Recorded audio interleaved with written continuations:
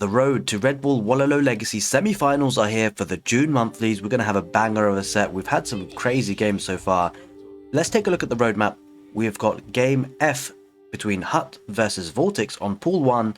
We've done all the games above that in Pool 1 and Pool 2 in the quarterfinals. So if you want to check out those games, do check out the YouTube channel.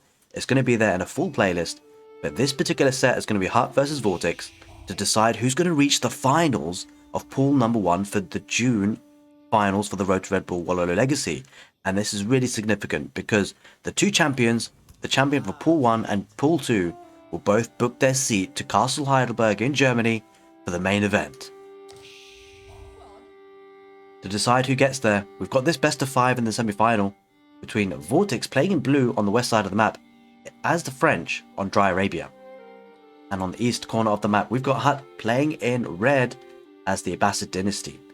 I really like seeing this Civ matchup, French versus the Ambassador Dynasty, because the Ambassador Dynasty gets some units which are thought to be essentially direct counters to the French. You've got the Camel Riders, you've got the Camel Archers, which should be doing pretty well against the French Royal Knights. But what has to be brought into mind is that the French are incredibly strong in the feudal age. That is because they have access to the Royal Knight in the feudal age, whereas of course the Ambassador Dynasty have to wait for their camel units until the castle age. Double scout on the field here for Vortix, which is commonly done for the French. They need that food income from the sheep, and that's exactly what's being done there. Sheep being dropped off. Talking about food income, the Ambassador Dynasty benefit from the bonus of having extra berry patches. Or well, no, the berry patches are the same, but in each berry patch they have more food. So that sustains them for a bit longer, and of course they go up with the House of Wisdom, their landmark, their single landmark. Well, they've got two landmarks, the House of Wisdom and their primary town centre. And this House of Wisdom does just that. It contains all the wisdom for the civilization to get up to the next stage, from feudal to castle to imperial. It's always important to talk about map spawns, and often gold is an issue. The gold is on the west side for Vortix here on Dry Arabia. For Hut, it's kind of forward facing, it's a little bit exposed, so Hut will need to be careful about protecting this location. He will have enough gold very soon to, well, he's already clicked up to the next stage actually, to be fair. And he's going up with the economic wing, looking to get that fresh foodstuffs technology, which reduces the cost of villages by 50%. It's quite common that the Ambassador Dynasty go for a 2-town centre boom. And the thing about the French though, their town centre does run faster, so they will be at a less of a disadvantage compared to other civilizations, facing up against the 2-town centre boom from the Ambassador Dynasty. 4 villagers going up to build the School of Cavalry, looking to get that fast age up. 3 villagers on gold. No, oh well, do we get a wheelbarrow? Yes, we do. We do see a wheelbarrow indeed for Vortix and for Hut. It's very much the common meta at the moment to get that wheelbarrow to boost that economy. And this wheelbarrow effectively increases the carry capacity of villagers by +5 and their movement speed by +15%. Right, this is the first game of the best of 5, all to play for to get to that final. I'm sure both players will be desperate to get there. Plenty of villagers on wood now for Hut, so I suspect we should probably be seeing some production buildings coming in thick and fast. We don't see him going on stone just yet. And that's an interesting thought, because it doesn't necessarily seem like a 2-town centre play here for Hut. It might even be a fast castle. 4 villagers from gold, rather expansive. But he is using one of those villagers to build a barracks now, looking to get those spearmen on the field. Noticing that Vortix is in the feudal age, expecting those knights to come out. And that is exactly what's happening. The knights will be popping out relatively soon. A new age begins for Hut, getting to the feudal age and getting the fresh foodstuffs technology. As you can see, no stone gathered for either player, so no 2-town centres for now. Looks like Hut will look to protect himself from the onslaught of what is the Royal Knight, a really powerful unit in the feudal age. And we shall see if he gets any value with this, because spearmen will need to be on the ready to protect the villagers. 2 scouts harassing the villagers on gold. As we said, this could become an issue because we mentioned this is quite far forward gold, needs to be protected if Hut wants to gather that gold for the castle age as the game goes on. The spearman comes out, looking to push those scouts away, but those scouts will be joined with knights very soon. Scout for Hut diving in a little bit. We'll lose some HP, but not too much, and we'll be able to back away, living to fight and scout another day. And there is the there is the stone transition, going to get that second town centre, I suspect, and the spearmen on hand to protect those villagers. But the knight does track round, dancing around the mine, and gets that villager snipe. That is fantastic for Vortix. Fortunately for Hut there, even with the spearman in place, wasn't able to protect that location. He's done with the gold for now, has been able to invest all of his gold in upgrades, getting the hardened spearman upgrade.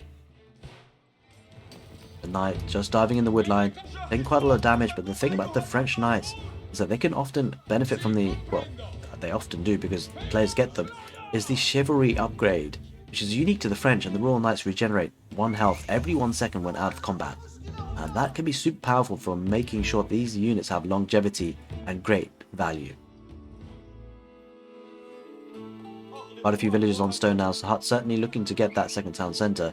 But we see a similar sort of picture for Vortix, going very heavy on stone. We've seen Vortix do this time and time again with the French, going for that second town centre, 6 villagers on stone. And the 2 town centres for Vortix will easily be able to match or even exceed the villager production speed of Hut.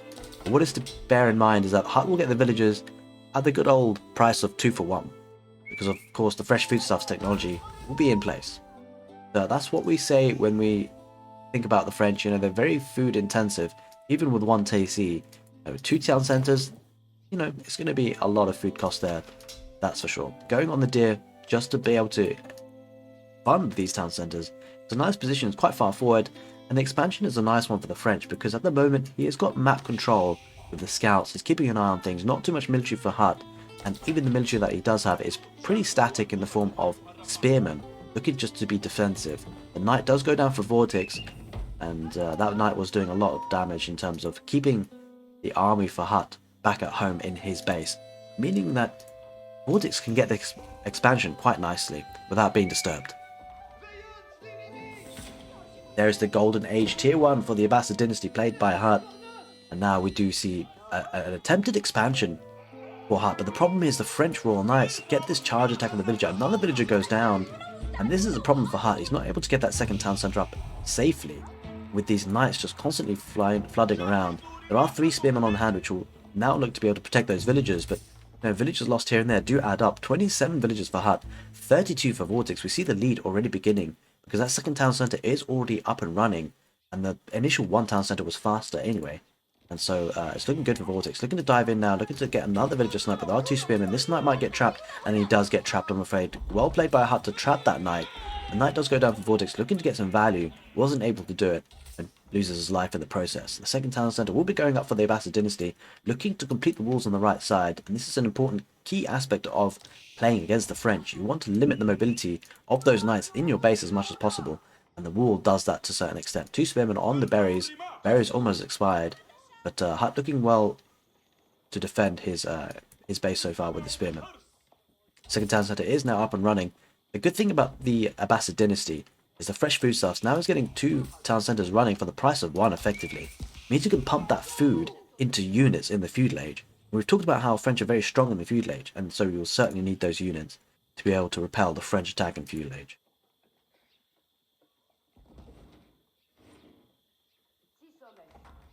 Okay, another stable is actually being put down for Vortix. That's rather aggressive, and he's also going for an archery range, a double archery range. So we see Vortix here doubling down in the feudal age, going to extend the feudal age with 2 town centres and the army.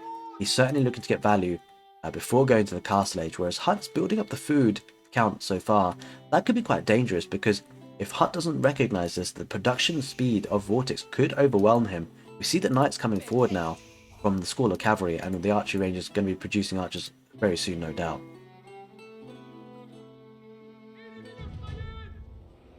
Okay, 3rd town centre being added by Hut. This is a nice extension because, of course, he will need that 3rd town centre just to be able to match the villager production from the 2 town centres for the French.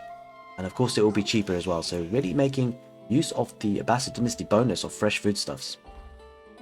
He's also looking to extend the walls on the east corner of the map. That will give him a lot of map control. If he can get those walls up, they're pretty expansive. He's needing to defend that position because there will be an oncoming onslaught you get the feeling of from the French with the double arch range and double stable effectively.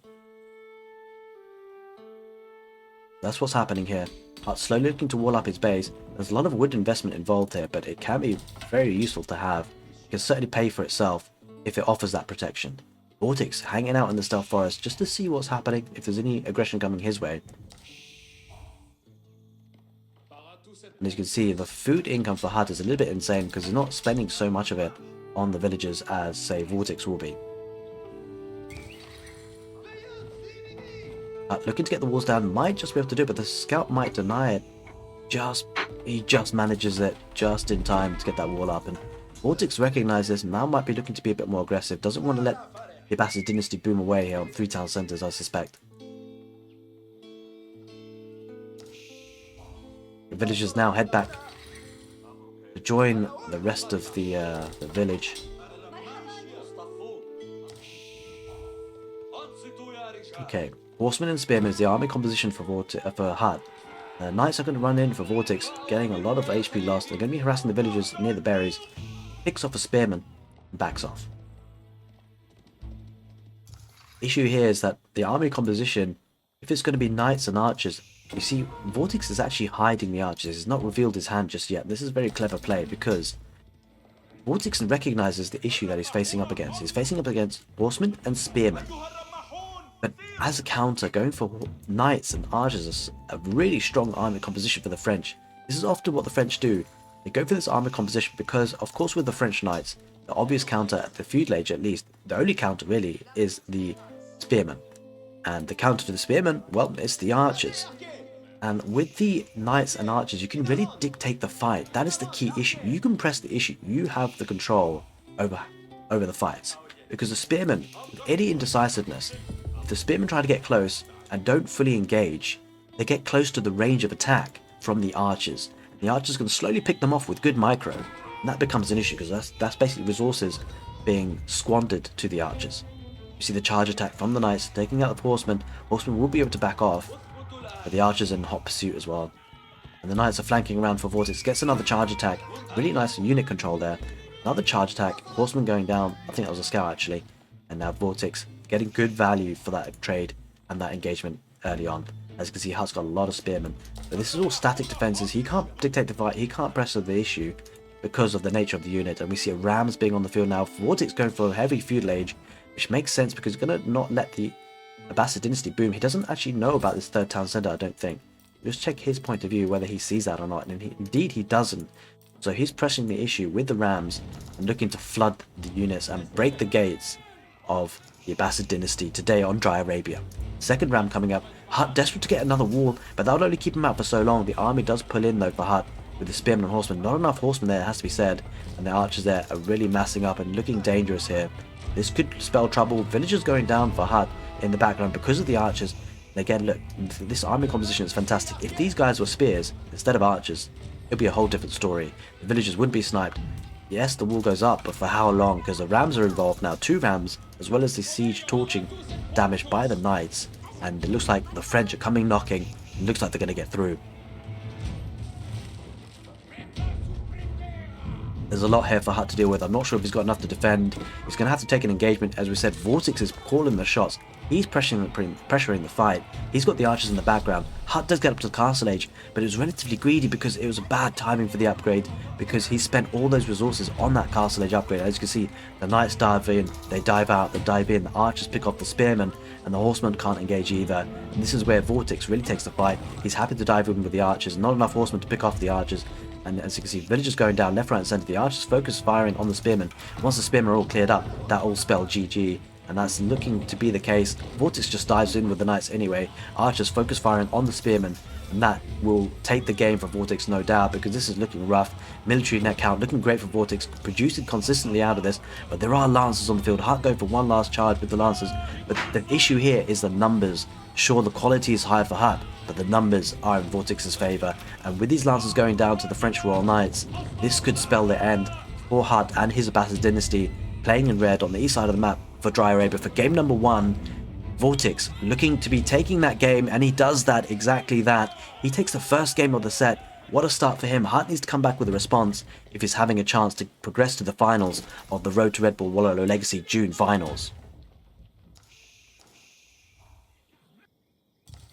Welcome back, ladies and gentlemen, to game number 2 between Vortix and Hut. Vortix taking the first game on Dry Arabia, playing as the French versus the Ambassador Dynasty for Hut. We move on to game number 2, which will be on Altai, with Hut playing in red on the east corner of the map as the Holy Roman Empire, And on the west corner of the map in blue, we've got Vortix playing as the English civilization. Should be an interesting civ matchup. English versus the Holy Roman Empire. We could see a relatively aggressive feudal age for Vortix to try and counteract the fast castle for the Holy Roman Empire, but the trouble is the Holy Roman Empire do have a super fast castle. So it could be a bit of a tricky one, because by the time you walk across the map, you know, Holy Roman Empire are already thinking of the castle age with those increased armored units and better eco upgrades, especially with the eco that the Holy Roman Empire get with the prelate boosting the villagers' gather speed by 40%. The English though are no slouch in feudal age, and it seems to be that way that Vortix is playing the English at the moment with a relatively aggressive way, not going for the early wheelbarrow and maintaining 7 villages on food, sending villagers to gold, to go for that quick age up, to try and deny the Holy Roman Empire's quick fast castle.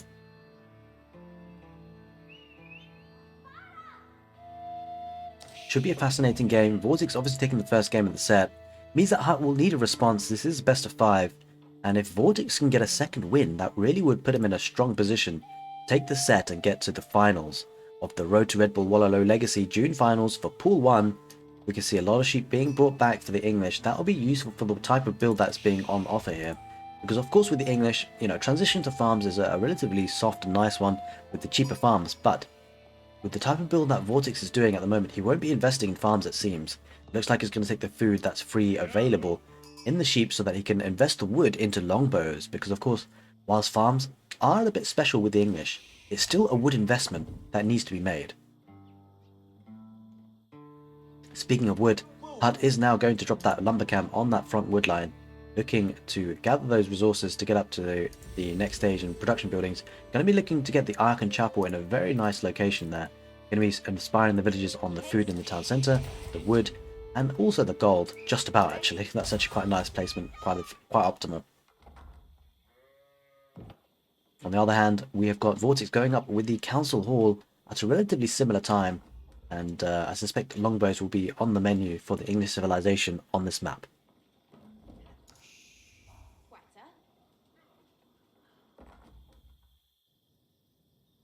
Nice deer location next to the berries as well, so this could be a nice position for Hut to be able to just mill this food once this sheep has been all taken.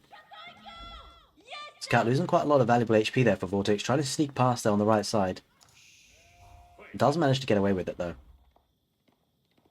Wow, a lot of sheep coming in for Vortix. This is actually really useful for his type of build. He's getting a mill now, looking to maybe get that wheelbarrow. I don't think he's going to be investing in farms too quickly.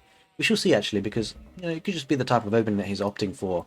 It's not necessarily being super hyper aggressive, but we shall see, because he doesn't actually have. He has 3 villages on wood so far, getting more, and so we'll be able to afford a couple of longbows out of the bat. But he will need a bit more villages on wood to be able to sustain that. We shall see what he decides to do. Obviously, this is a build in flux at the moment. We need to see how he plans this one out, and he's probably adapting according to what he sees. Yep, more villagers going to wood now. So yeah, that does look like it's going to be an aggressive Council Hall longbow and rush. Villagers and gold being harassed here by Vortix, looking to deny the gold income as much as he can. And this is understandable, because he will want to make sure that the gold income isn't optimal to try and reduce the speed that Hut can get up to the castle age. There is the Council Hall going up at 4 minutes 30 seconds. New age begins for Hut as well. In fact, Hut gets there first, drops an outpost there, expecting the early rush. This is a very interesting way to read games in RTS games, looking at the time of age ups. So Hut recognizes that, well, you know, Vortix is up at 4 minutes 30 seconds. That tells me a whole story, because there's no way he'll have wheelbarrow in Dark Age. He's getting wheelbarrow now, but he's unlikely to have had villagers go onto farms, and so he's expecting longbowman rush. And in order to actually address that, he's going to get an outpost there in a very nice location. Going to be protecting this wood line somewhat, quite well actually, and also the gold. His economy on this side will be relatively exposed, but there is a town centre there. Not too much value to be had, to be fair, because there aren't any villagers working here. And so this is a nice defense by Hut, going for the outpost in this position. It might mean that actually Vortix needs to transition to a fast castle behind this. A couple of longbows to be aggressive. And then looks like he's sending a villager though forward for an outpost to get hold of that network of castles bonus, which increases the attack speed by 25% for the English army.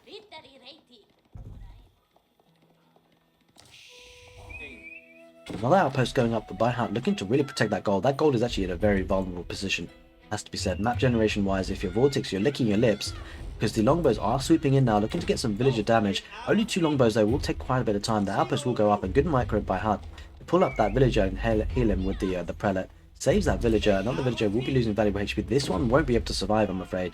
Only 1 villager lost, but now garrisoning in the outpost will be doing quite a bit of damage to the longbows.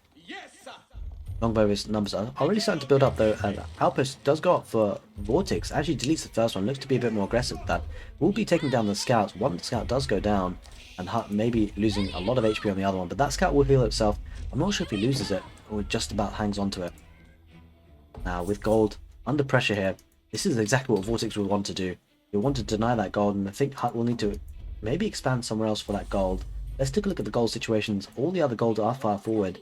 Sometimes you get the gold in the actual edges of the map, but hang on a minute. This is actually, hang on a minute. Guys, this is actually horrendous for Hut. He has no other gold on the map. This map generation is absolutely awful.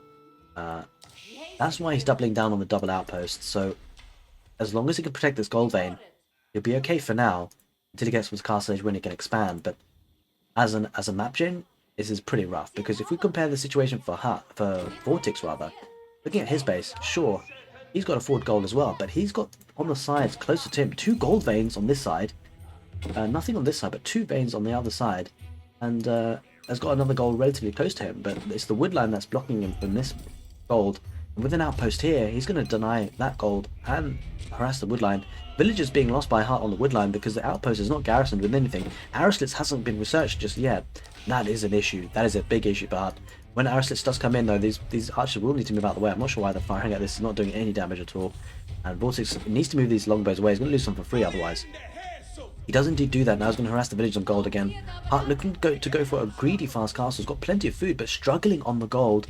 This is the story of the game for Hut. It is gold, that's the problem.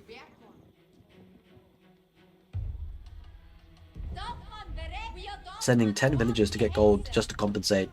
But look at that macro for Hut. It's not what he wants. It's not balanced according to his strategy.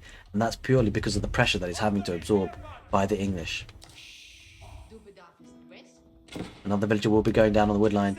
Nice pick off there for Vortix, and now wood is becoming an issue for Hut. Literally no villager on wood. This is becoming a problem. 26 villagers overall for Hut, 29 for Vortix. He's going to need to move over to the southern wood line, looking to try and wall up this area. Doesn't get the walls up in time. Villagers going down left, right and centre for Hut. This is looking bad. He won't want to give up just yet. He'll need to hold on for as long as he can. Longbows looking just to harass now, and they can just camp here. They can just sit here. This is a problem for Hut. He now has to move his food economy even somewhat, running out of sheep, and problematic issue for him is he doesn't have the deer or berries. He's going to have to transition to farms. He's going to go up with the Burger Palace, which is certainly the right move. I don't think he can play the Vortix Cathedral in this situation. He's going to have to go for those man-at-arms. He's going to struggle for food though. Villagers going outside on the south edge to get this deer patch. This is what he needs to do. Again, this is a weird generation. Only 3 deer in this patch. There is something a little bit odd about this map generation, has to be said for Hut. But anyway, he has to deal with it. He has to do what he has, and 7 villagers on gold, sending more villagers to food. We'll need to pump out those man-at-arms to try and deal with these longbows. Speaking of longbows, where the heck have they gone? They've gone here. They're going to deny. Oh my god, good timing for Vortix. He's going to be able to deny the age up a long way. 5 longbows there, not enough to one-shot a villager, but 2 shots them for certain. And we'll be getting a lot of villager picks here. Huge amounts of value here. Villagers going down left, right, and centre for Hut. This is a big problem. He's so far behind on the economy, that's for sure now. And even with the prelate balancing, just going to lose a villagers left, right, and centre. Is going to lose another one, maybe? No. Man-at-arms does pop out so instantaneously, as you can see, so quickly. Longbows do now have to back off. There's no way they can take a fight here. Might want to kite a little bit, but really just wants to back off. He's going straight for the deer. It's just almost as if Vortix is running into every bit of pocket eco that Hut has, and he's actually going to be able to pick off some villagers here. There's one that's very weak, and the longbow is going to chase them down. It's going to get huge amounts of values. Holy smokes, the longbow's going to run past. I mean, holy smokes, come on. Vortix, if he... Yeah, he doesn't notice it now. He's going to run notice it now, but it will be chopped into pieces by those man-at-arms. There's still 2 longbows there. Pick off another villager. Probably a second going down as well now. A second does go down. These longbows have been killing villagers all day, every day. 19 villagers for Hut, 36 for Vortix. This is looking so strong for Vortix, and now we see the strong farm economy switch for Vortix. This is looking great for him. He's got his blacksmith. He's got steel to arrow. That is a big part of the deal. You know, with the longbows having that extra attack now. You see relics being picked up. Holy moly! He's going to need to garrison those relics in an outpost, I suspect. He probably doesn't have the wood for a monastery right now. Okay, longbows going forward is going to be able to stabilize somewhat now. Hut looking to go forward to try and cause some eco damage of himself. He'll know he's behind, that's for sure. He needs to do some damage with these man-at-arms, and they're just going to run through, getting tickled by the longbows.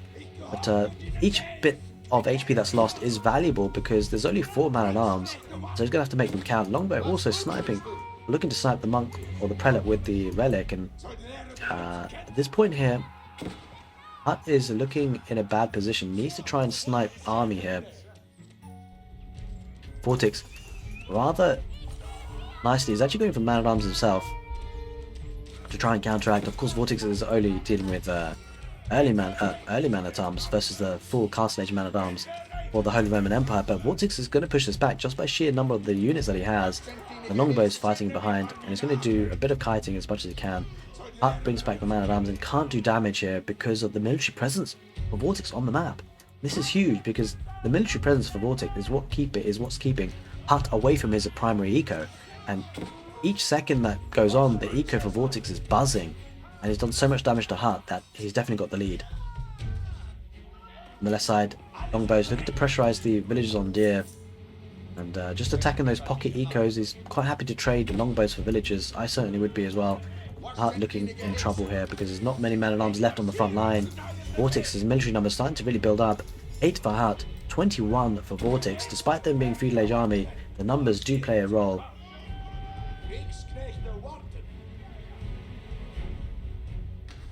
Okay, let's take a look at where that relic was gathered. It's not actually been deposited yet. Probably going to go on the gold here on the outpost. We need to keep an eye on that. And there's another pocket eco protected by an outpost, but there's longbows and man-at-arms here. The man-at-arms for Vortix will just dive. They won't mind losing HP as long as they idle economy. It's the economy game that Vortix is hampering here for Hut. And how can you blame him when you're facing up against the HRE? Their main strength is the economy. Longbows in behind, getting good damage per second. Longbows trying to sweep around on the right, again affecting the villagers on the Deer. Villagers again going down. The longbows. Vortix is doing a fantastic job of just splitting up his army in multiple locations. Great use of the map and awareness of where the pocket ecos are. Again, cycling around, denies the villagers on food. Again, villagers just being lost more than they can be produced. 19 villagers for Hut, 45 for Vortix. Vortix looking strong, looking to get to the Castle Age himself. And if Vortix gets to the Castle Age, if he goes up to the King's Palace, that lead will even extend in terms of economy. That would be 2 town centres versus the 1. Again, Vortix moving over to this left side where the boar is. We're causing a lot of idle time. Has enough man-at-arms there, maybe to consider sieging down their outpost. We'll have casualties, but we'll be doing it anyway. Yeah, the outpost is just tickling the man-at-arms. They're pretty tanky, but he decides to think better of it. Goes back, because there is a man-at-arms there for Hut, pushing this back away, but Vortix looking to use his own man-at-arms to push this away.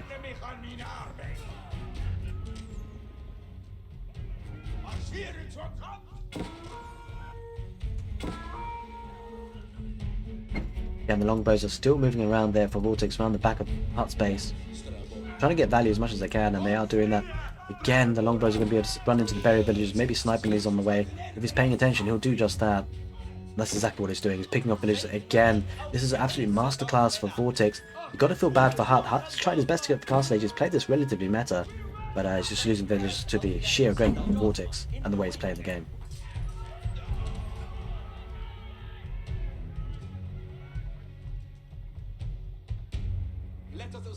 Vortix now moving his central army towards the central sacred site, getting another barracks, doubling down in feudal age.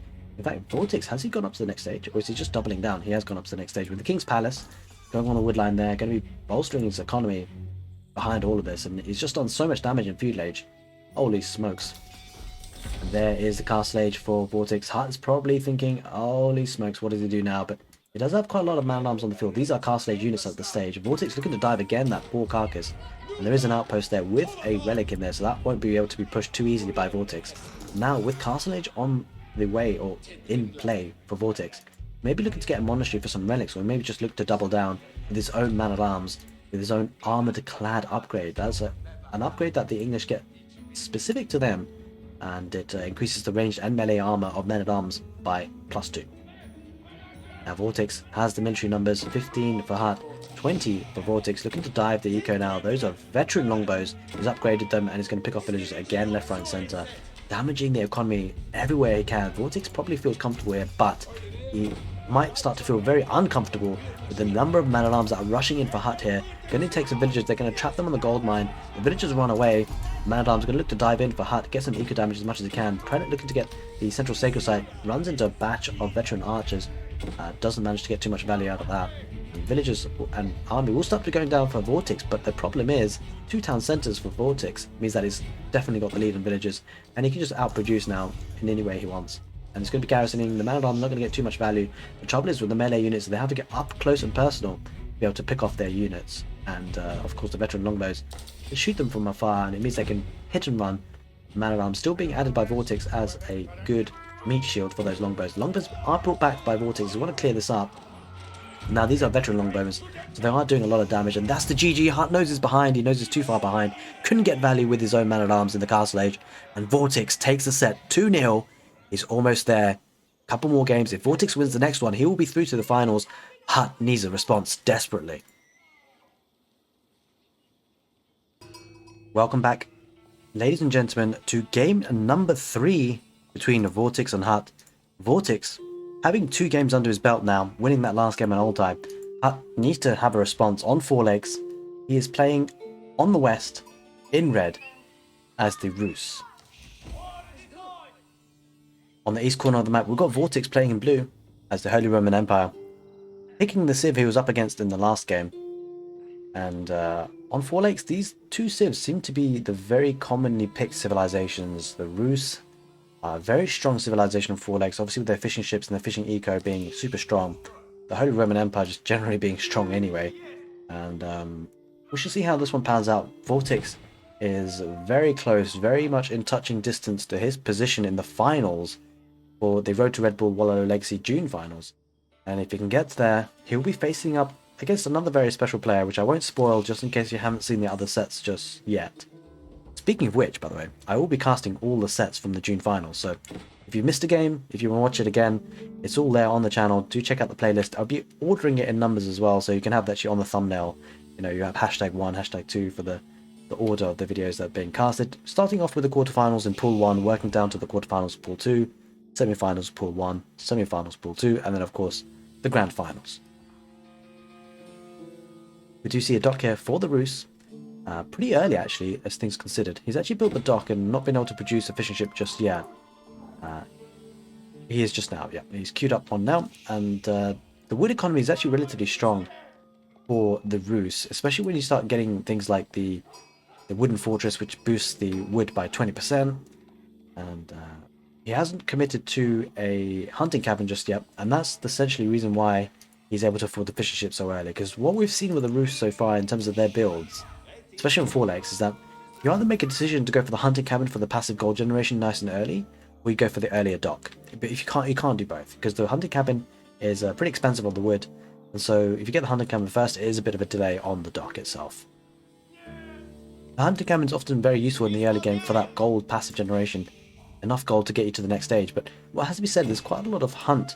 There's quite a lot of wolves and sheep and everything like that on the map on 4 legs, so it's usually enough to get enough bounty, enough gold to get to the next stage. Speaking of which, 200 bounty has already been reached for Hut, and has already got 300 gold in the bank. So you can see hunting cabin not necessarily needed in this early stage of the game. And so as we start to analyze the games and the builds, I feel like I prefer the earlier dock, because the fishing ships coming out earlier is a lot more better for the food economy, that's for sure, than the hunting cabin passive generation. Hunting cabins usually get maybe 22, 26 gold per minute, depending on how really optimized they're placed. And if you're not going to need the gold anyway to age up, or even to get wheelbarrow, then, well, it's probably better to get the dock earlier, it seems. especially because wheelbarrow, whilst you will need the hunting camp to get that, it's a little bit less of an impact if your majority of your economy, which it won't be at this stage to be fair, the majority of the economy will be villagers. But once you start to continue to transition to fishing economy, obviously wheelbarrow plays a little bit less of an impact. The Holy Roman Empire for Vortix, maybe looking to go fast castle. 4 fishing ships already out there on the field, on the pools, on the lakes rather, as the name of the map would suggest. Looking to get that food income. Quite a few villagers on gold as well. Hunt's recognizing it, looking to try and harass the villagers and annoy these villagers to deny the gold income, just as was done to him on the last game in Altai. Okay, 4.5 minutes almost on the clock. There is the age up gong for Hut, going up with the golden gate as to be expected. And on the west side, on that dock, now Vortix looking to pressure this dock to try and cease the production of fishing ships. What has to be mentioned about the Roos fishing ships, of course they don't need the dock to drop off their food, they can just drop off where they are. As you can see just there, he just dropped off that fishing ship. And that's pretty special because that means even if Vortix takes the dock off, well, there's still 4 fishing ships here gathering food. And so really to deny this fishing economy, it has to be that Vortix will have to dock and actually build military boats himself. Going up with the Arkan Chapel here with 6 villagers is Vortix in a relatively nice spot there. Let's take a look at what he sees or what he gets from that. It's going to be wood, food, and gold as well. 2 scouts still harassing the villagers. There's one actually quite low HP. Oh, that's not too bad. He pulled away though, being annoying. Going up to the golden feudal age with the golden gate. There is Hut. That's an issue. The villager here looking to... Is that villager repairing the dock? Yeah, it looks like it. Yeah, it's actually repairing the dock and it's probably going to pull the villager away. Yeah, repair and pull away, and the prelate can always... Not the prelate, actually. That's the roost that we're dealing with here. But just looking to repair and maximize the dock's life so that it can produce as many fishing ships as possible. On the right here, though, the dock is now fully in swing for Vortix with 9 fishing ships. There is the feudal age for Hut. Gets there first, but not too far behind is Vortix with the Arkan Chapel for the Holy Roman Empire.